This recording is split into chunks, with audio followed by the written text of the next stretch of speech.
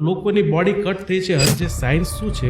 Science એ કે તમે જાઓ છો ચિરાગભાઈ તો તમને દવા આપે, એટલે તમને હું સાયન્સમાં એક્સપેરિમેન્ટ માટે લઉં એટલે તમને દવા આપે અને હું તમને પૈસા આપું એ દવાના અપોઝમાં કે તમારો પણ ટ્રાયલ કરું.